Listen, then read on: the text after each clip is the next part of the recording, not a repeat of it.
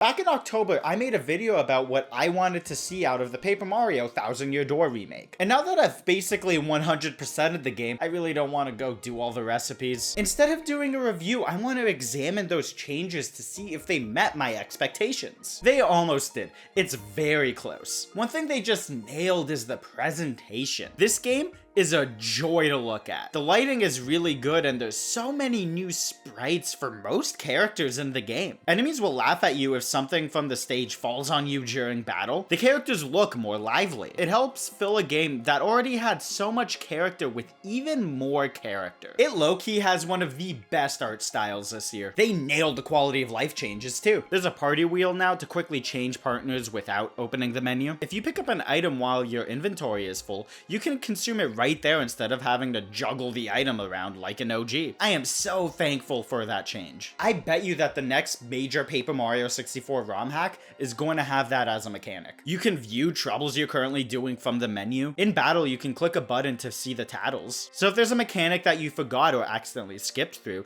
you can click plus to see it again. When leaving the Pianta parlor, you don't have to return your chips. I have no idea why that was even a thing in OG. I noticed there were a lot of markings on the ground to help you line up with some things, or interactable objects that weren't there before to draw your eye to where the game wants you to go. To help with solutions that the devs thought people were missing, I guess? And the three biggest quality of life changes throughout the game all cut down on backtracking, something that I think is the biggest issue with this game. The background walking is still here, so the game continues to suffer from hallway game design. Should have the case there. In Chapter 4, the chapter that had it the worst, you had to walk through the only path that leads from Twilight Town to the creepy steeple 5 times. And you only have the Yoshi Kid in one of those 5 times, so it takes longer to walk after that first time traveling the path. And that's not counting having to walk through the first third of that path to grab the shop key. Here, after you get Vivian and go back to the steeple, you unlock a fast travel pipe that takes you directly back to Twilight Town. I was so happy when I found this pipe. It takes one of the most annoying chapters to play and cuts its pointless backtracking. I still think running through the same path 3 times is way too much, but I was overjoyed when I found that pipe. It is now way easier to appreciate Chapter 4 because it is honestly one of the best chapters in the game. In the original, it was only held back by the backtracking. Chapter 5 also got a much needed shortcut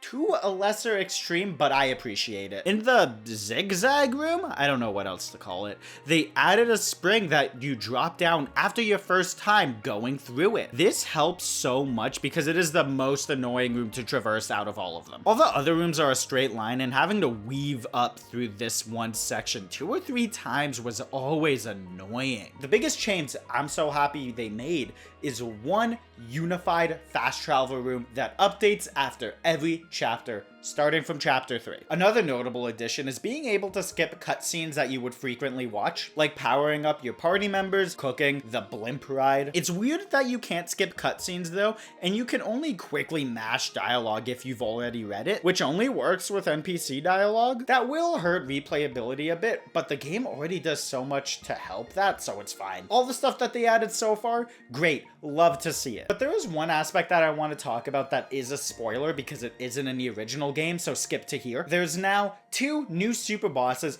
and both of them feel like additions they would add into a really good ROM hack. First off is Prince Mush. You know, that one guy everybody wanted to fight in OG but couldn't for no reason. And it's a very smart fight. In his first phase, he has 2 stances. One where he jumps up and down, and one where he shuffles side to side. Depending on his stance, he will either dodge ground attacks or overhead attacks. In his second phase, he takes up a defensive position, and you can't do damage to him until you land a super guard to break his guard. Or you explode him in 2 turns with the Yoshi Kid, Power Bounce, and Rally Wink like I did. I may have skipped all of it, but it's still a very cool fight. The second super boss unlocks after you beat the Pit of 100 Trials once, and hit Waka 8 times and get 8 whack-a bumps. You unlock the fight after you get an email telling you something was spotted on the 100th floor. Note that you might have to be in Rogueport to get the email, so I recommend going and grabbing some star pieces and then heading back to town to see if you got the email. And as you might have been able to tell based off of the requirements to unlock the fight, the boss is Wacka. This fight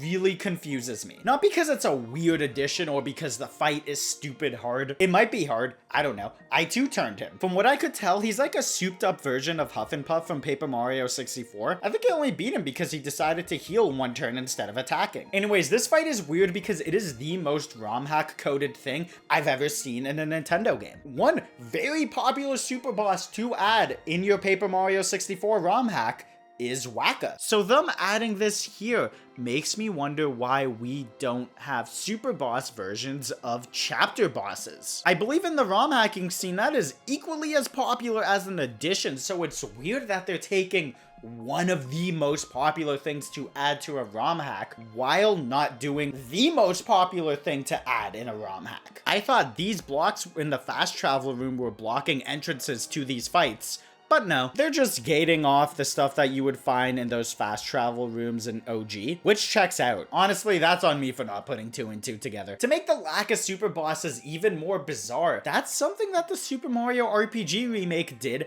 half a year ago. I honestly think the only reason why we don't have it is because of the budget. Apparently physical pre-orders were being canceled at some retailers in the US, so I think Nintendo wasn't anticipating this game to be as big of a seller as it is. So they gave it a smaller budget compared to RPG Remake, which led to them not making content they would have. Other than the lack of super bosses, I really wanted them to add more post-game content. Also, no new dungeon kind of sucks. Like, I knew there was no way we were ever getting it, even when I mentioned it in that video, but I just thought it would have been cool to have. I wish we got more content in the Paper Mario 1000 Year Door remake. I feel like I'm being teased. They gave me a glimpse of what they could have done to further improve the game and what kind of content that they could have added on top of it. Weirdly enough, I think my biggest complaint might be the menus. They are not snappy enough. It feels like you gain control in a menu a second later than you should. But this remake gives me hope that Intelligent Systems remembered how to make a great Paper Mario game. I think the next one will be a true return to form. Did you see that tweet Nintendo made about the unique toads? We're so back. TTYD is the exact type of game that the industry should be remaking. Something I will go into greater detail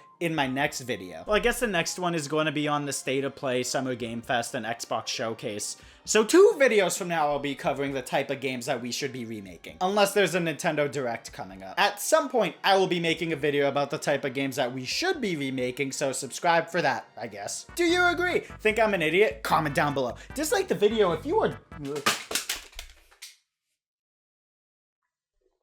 Do you agree? Think I'm an idiot? Comment down below. Dislike the video if you were dumb enough to buy this slipcover on eBay for $800 and subscribe for more content. Follow me on other platforms if you want.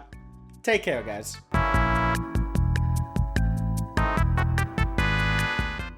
One thing I forgot to mention too, getting the golden leaf now because of those fast travel pipes, way more doable. I don't think I've ever wanted to grind those out in OG, and here I was completely willing to do it.